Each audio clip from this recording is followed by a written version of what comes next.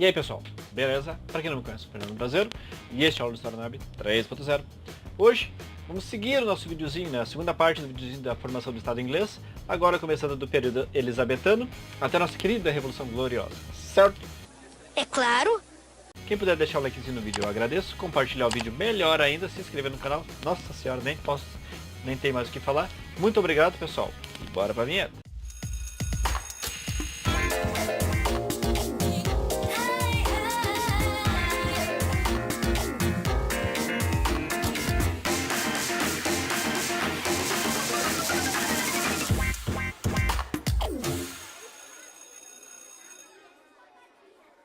Recapitulando pessoal, no final do vídeo anterior eu falei que tivemos um pequeno período de troca-troca, né, de religião oficial. Tínhamos com o Henrique VIII o anglicanismo, Eduardo VI também, e depois com Maria I ela tentou voltar ao catolicismo, perseguir os protestantes, mas com Elizabeth I tivemos novamente o protestantismo vigorando no Estado inglês. Ela gerou uma onda de imigração aos Estados Unidos. Como assim? Não sei. Nesse período, pessoal, a Revolução Industrial já começava a vigorar no Estado inglês. Então isso gerava uma incrível massa de desocupados. Por quê? Porque uma máquina, antigamente 10 pessoas eram necessárias para fazer 10 produtos. Agora 2 pessoas operando 2 máquinas fazem esses mesmos 10 produtos ou até mais. Então essas 8 pessoas acabam sobrando. Ficam na miséria, ficam largados, ficam as cidades muito populosas, porque eles querem emprego, mas não tem emprego que chegue. Então o que acontece? Existe uma grande imigração para os Estados Unidos. Bom, o pessoal que não tá tendo serventia aqui no Estado inglês vai para os Estados Unidos. Assim começa a colonização. Por quê? Porque eles têm uma noção que colonizando a Inglaterra, lá é um anexo da Inglaterra. Não é uma série B, que nem fizeram com o Brasil, que virou o capacho de Portugal. É verdade. Não, os Estados Unidos era um anexo do Estado inglês. Então quem ia para lá ia com outro sentimento. Então a gente tem que lembrar que o pessoal foi para lá com um sentimento, ficou por lá, futuramente acontece a independência dos Estados Unidos, que a gente vai estudar futuramente. É mesmo? E a partir dessa grande revolução que tivemos no meio de produção, é uma época de prosperidade econômica e cultural. Seguindo na parte do apogeu cultural, se é que a gente pode falar assim, na dinastia dos Stuart, que era o James I, né, Stuart, temos o auge dos escritores.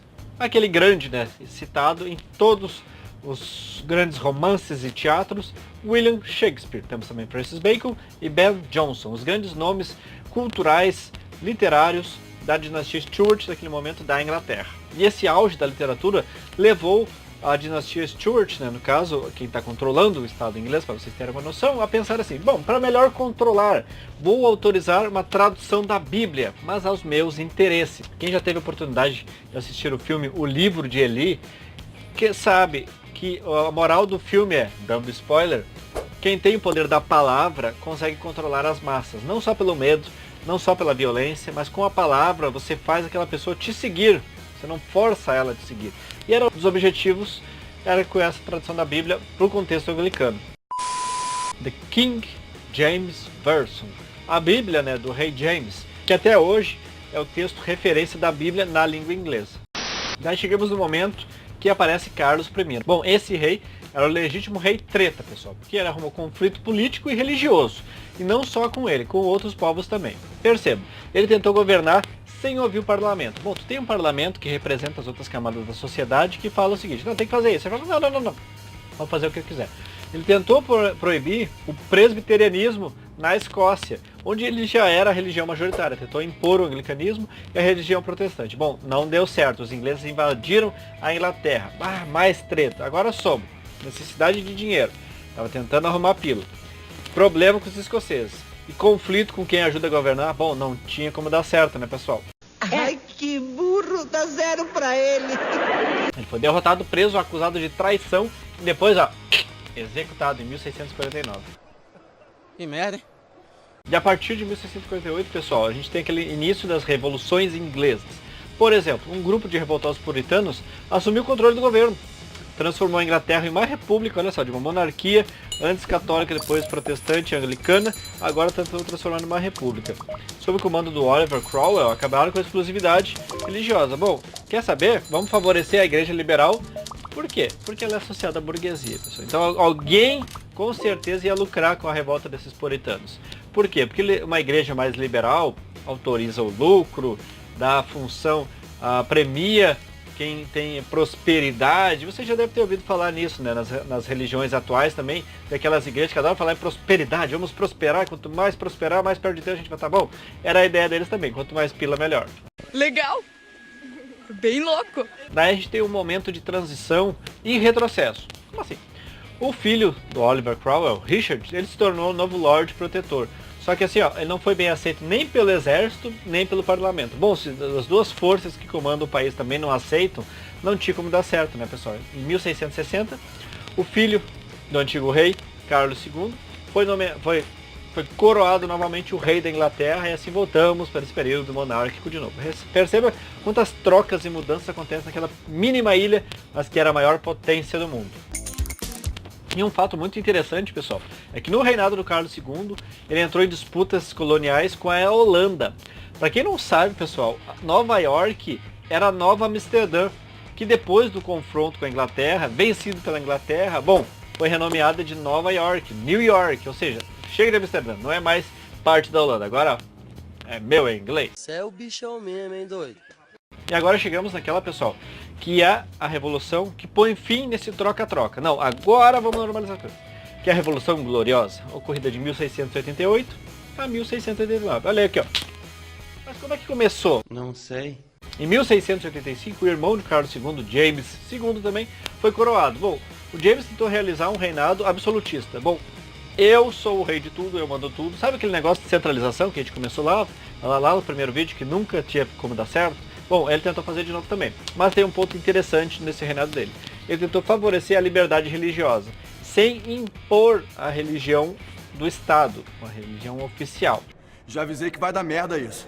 Mas claro, quem tem um rei, a Igreja Católica sempre está mais do ladinho, né? Está sempre mais pertinho. Então o que isso aí? Aconteceu alguns conflitos entre os católicos, que eram favoráveis ao absolutismo, e os protestantes, que eram a favor do parlamento. Por quê? Porque para a religião protestante não devia ter um emissário de Deus governando como o rei. Porque a Igreja Católica diz, ele é rei porque Deus quis assim. O protestante vai dizer assim, não, vamos votar, vamos ver. Até porque um dos fundamentos da Igreja Protestante é, não há necessidade de eu me deslocar a um representante de Deus, um padre, um papa, enfim, qualquer um, para rezar. Não, eu vou rezar na minha casa, Deus vai ouvir. E isso aí acontecia e era um dos fatores geradores de problemas. É mesmo? Daí a gente tem uma ideia bem interessante, na verdade. Fazer um rei de figuração. Como assim? Não sei. O movimento ele convidou o príncipe Guilherme de Orange, da Holanda. Orange, né? Laranja mecânica ali. Da Holanda. O genro de James, cara. O cara era da família ali para assumir o trono inglês. Por quê? Porque ele ia ser um rei figuração. Como até hoje é. Quem reparar, a princesa, a rainha, o rei Charles, tudo mais lá, eles são figuração, pessoal, quem manda é o parlamento. Mas o que aconteceu? Guilherme de Orange invadiu a Inglaterra em 1688 e foi declarado novo rei, mas sem poder de governo. Como assim? Lembrando, o rei, figuração. O rei tá ali, para quem quiser agradar, fazer as pompas e tudo mais, mas é o parlamento que dita a regra. Então assim ele assinou a Bill of Rights, né, que era o documento que definia com clareza direitos e deveres do cidadão inglês, dando poder ao parlamento para controlar a política. Ou seja, o rei acaba se tornando uma espécie de decoração, né? Ele é uma figura decorativa de todo o momento político da Inglaterra. Ou seja, o rei tá ali, ó que bonito, mora no palácio, tem as pompas, tudo mais. É um representante que agrada quem gosta de fazer aquelas pompas. Tem gente, pessoal, que para assistir o casamento real, lá dos príncipes e tudo mais. Bom, tá aí por quê? Para chamar para ter um rei de seu, um reinado de ser uma família real de mim. Ah, eu tenho uma família real. Mas é o parlamento que manda, politicamente falando. É verdade. Quer dizer, às vezes não. Daí o que acontece? O parlamento decide sobre impostos, direito de propriedade privada, liberdades individuais e divisão dos poderes. Ou seja, a parte política, quem decide é o parlamento. Aí a rainha da Inglaterra e a família real aparece lá de figuração, fazer um xalalá e tal, dá aquela assinada com a pena, como se fosse uma grande coisa, mas não, é o parlamento que manda. Acaba o absolutismo divino, ou seja, tem o reizinho lá, tem o reizinho, mas ele não, tá ali porque é pá bonito. Implanta o liberalismo, ou seja, o pessoal que quer ganhar dinheiro, vai ganhar dinheiro, o parlamento atua com interesses próprios, interesses de alheios e da população, né? Até porque não poderia deixar de ser. Ele tem que atender a população, mas sempre lado a lado, de mão dada com a burguesia.